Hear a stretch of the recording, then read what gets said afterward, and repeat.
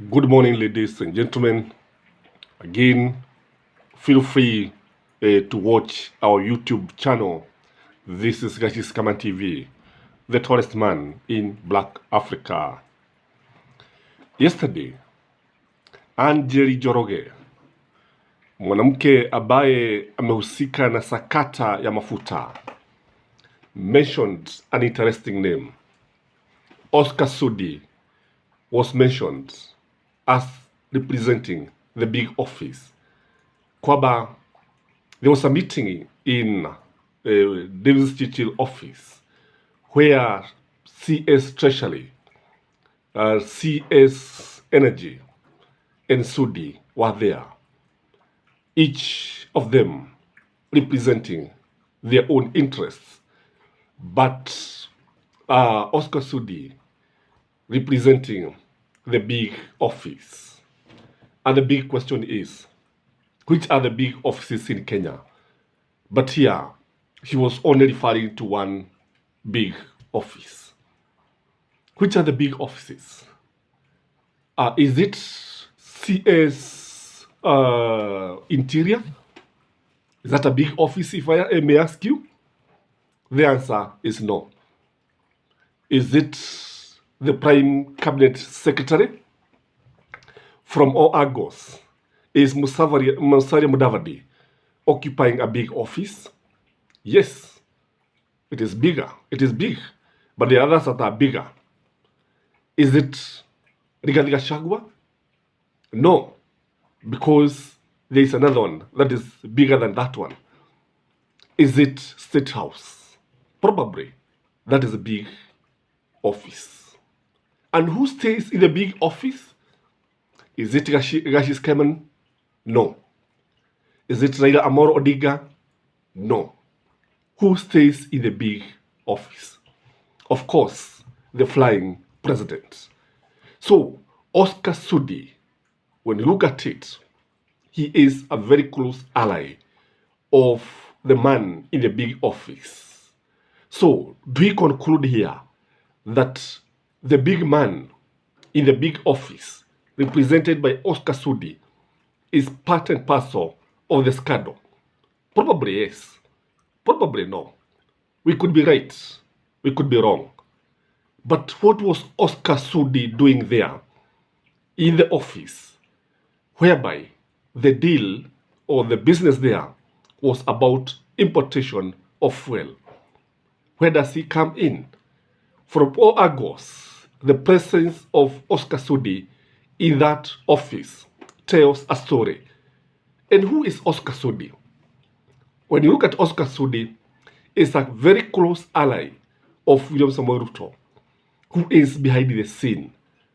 I strongly believe that this is a man who is usually sent on personal missions.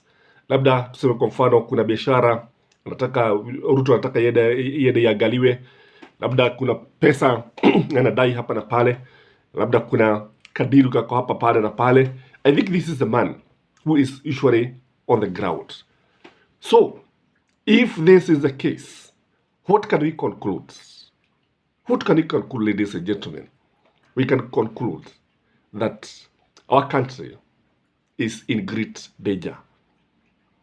If the big office was involved, if at all what Njeri is saying is truth and nothing but the truth, because who knows whether what he's saying is the truth.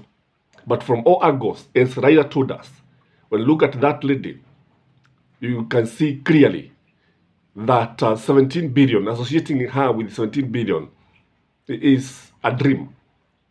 When you look at even her background, and you look at it, yes, she is a businessman. We are not denying that, and I should on that case, because nobody gets noticed by the powers. Kama usikira pesa nyingi, you must have money.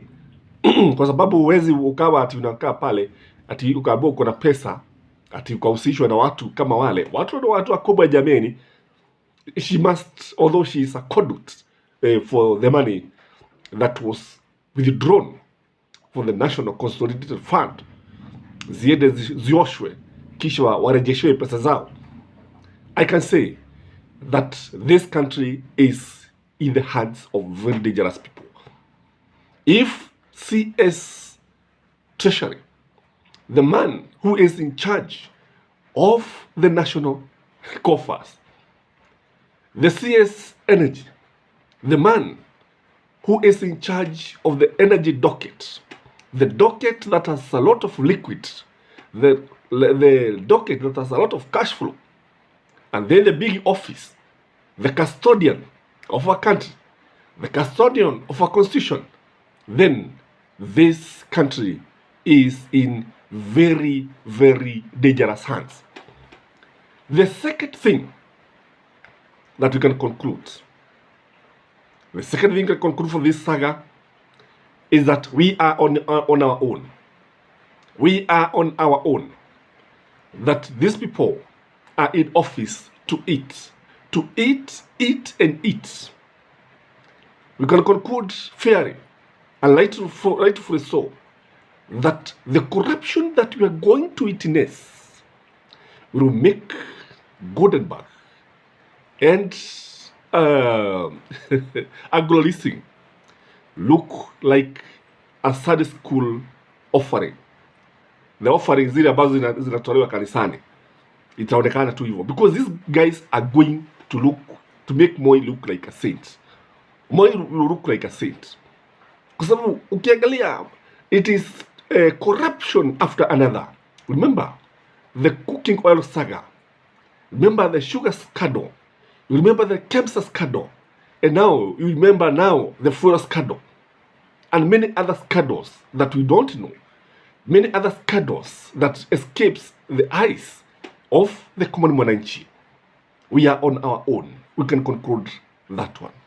The other thing that you can conclude is that these people are looking for money for 2027 general elections. They want to buy the election. Why should they be looking for that kind of money? Yet, when you look at the allowances that they get, the kind of money that they have, the per diem, their offices, then you ask yourself, why do they steal such kind of money? Mbona waibe pesa namna hiyo? Hizo pesa hata wanapeleka wapi jameni? In fact, if you are given just 1 billion, would you need any other kind of money? Surely. Even if you invest that money in treasury bills, or even if you put that money, you deposit that money in a fixed deposit account, 1 billion, with 10% per year, hizo pesa hata unapeleka wapi jameni? Utapeleka wapi? Mtu moja. Why are they stealing all this kind of money? Again, when you look at it, you realize that this country cannot make any meaningful development. And that is why, almost 2 years down the line, Kenya Kwanza has not done anything worth talking about. They have not built any major road that we can talk about. They have not built anything that we can praise them and tell them that this is what they have done. Kile ambacho tunaweza kusema, hata zile nyumba, I told you, the passion that I see with the president of building the houses. I have nothing wrong with building the houses, affordable houses, if at all there is no corruption involved. But one day, it will be realized, it will be proved that I said in this channel that there will be a lot of corruption.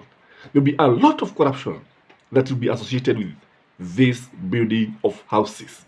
You cannot tell me how watu sio ambao wanahusika pale. There must be a reason why they are built in such a manner and such speed. Kwamba lazima kuna wizi wa hali ya juu. Lazima kuna mambo ambayo yanaendelea pale. There's nothing, you cannot trust them with anything. When I saw William Samoei Ruto defending this saga, in fact, he should have authorized the Ethics and Anti-Corruption Commission to move with speed and investigate the matter instead of defending the issue. There was nothing to defend because whatever Raila said, he stated facts. So William Samoei Ruto should not have defended corrupt people, and he moved very fast, very fast. And you see, the guilty are also afraid. They are also afraid. mention the dry bones and the old woman becomes very uneasy. Hayo ndio sasa ambayo tunashuhudia. Instead, because if William Samoei Ruto was genuine enough, what he could have done, the president could have instructed the anti-corruption body to start investigating. Mwambie sasa, haya mambo tunasikia ni ya nini? Go interview Raila. Let's have the facts. Interview Okia Mtata. Let's have the facts. But sio kutetea, watetea wasaliti kwa nini? Watetea kwa nini? So, when the big office was mentioned, nilijua hii nchi imeenda. Hii nchi imeisha jameni. Imeisha. Ladies and gentlemen, that is my take, and may you have a blessed day. It is raining, and please remember to like this video and subscribe if you have not subscribed, and comment where possible. Thank you.